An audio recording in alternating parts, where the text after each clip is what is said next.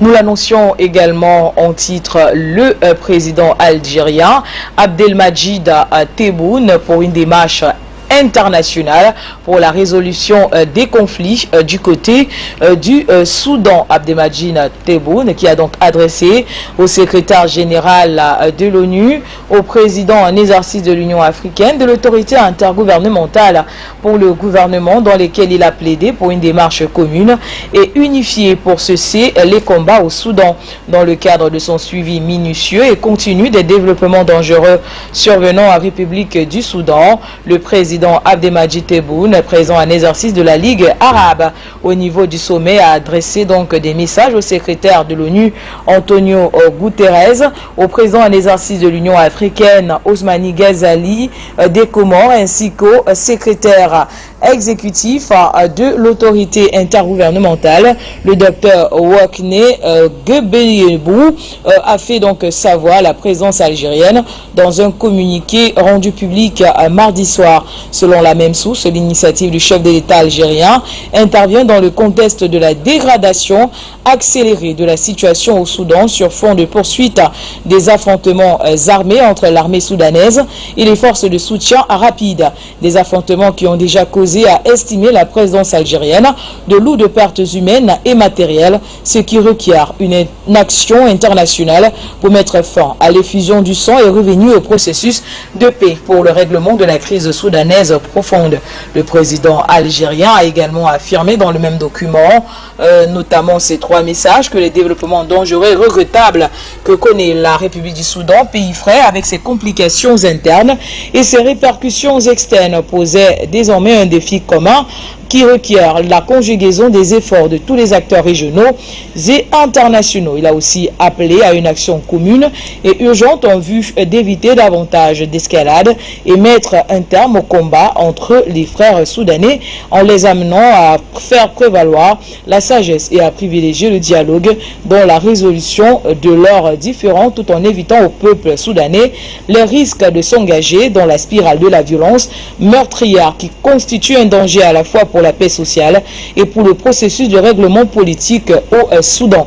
Et voilà donc la position du président égyptien Abdelmadjid Tebboune concernant la guerre du côté du Soudan, qui plaide donc pour une cause commune et une mise ensemble, notamment une démarche politique afin que le conflit soit finalement résolu. Alors on va rester sur cette actualité et recevoir Gamal Abina, internationaliste, pour son analyse sur cette sortie de Abdelmadjid Tebboune, mais aussi sur la guerre qui s'enlise du côté du Soudan, alors que nous sommes déjà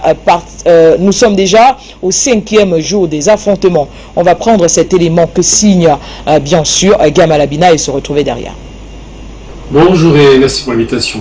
Donc concernant la crise au Soudan, dont on observe effectivement que c'est quasiment en début de guerre civile, plus de 200 morts aujourd'hui avec 1800 blessés, la proposition de M. Tebboune, qui est président de l'exercice de la Ligue arabe, est de proposer au secrétaire général de l'ONU une médiation pour faire en sorte qu'on sorte de cette crise qui oppose la direction militaire du pays et son opposition, enfin une opposition très simple, cette fameuse unité FSR. Donc ce qui se passe, c'est que la vraie problématique du Soudan, c'est que c'est un pays qui a déjà été fragilisé par la partition en deux, à la suite de la sécession du Sud-Soudan.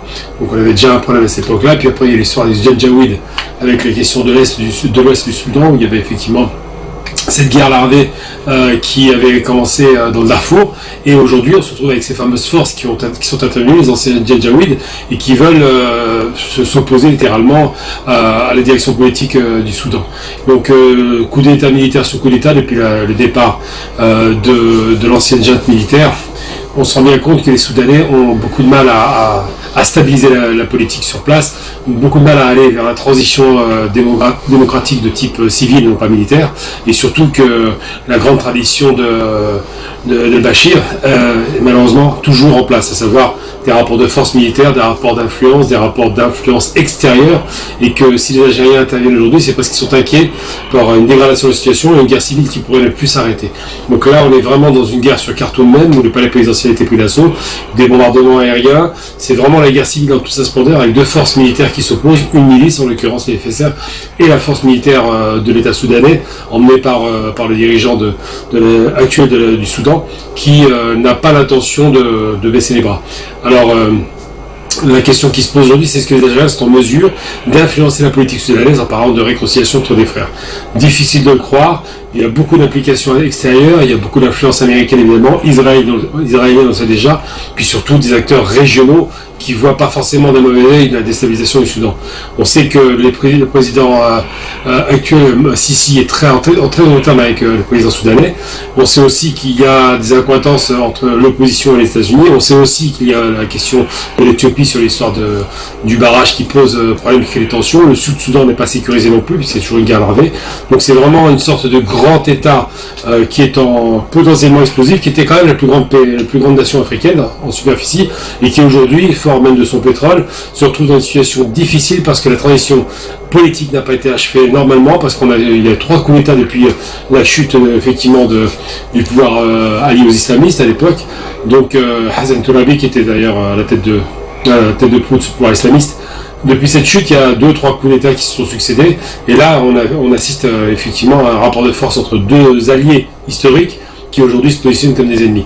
Est-ce que l'Algérie pourra obtenir gain de cause? Est-ce qu'elle pourra convaincre l'ONU et les acteurs arabes et régionaux et l'Union africaine, puisqu'elle a mobilisé l'ONU et l'Union africaine? Difficile à dire, mais il n'en demeure pas moins que la carte algérienne doit être utilisée, puisque les Algériens ont une longue tradition diplomatique, ont déjà apporté d'ailleurs négociations par rapport au conflit qui opposait traditionnellement depuis très longtemps l'Éthiopie et l'Érythrée. C'est l'Algérie qui avait joué la médiation.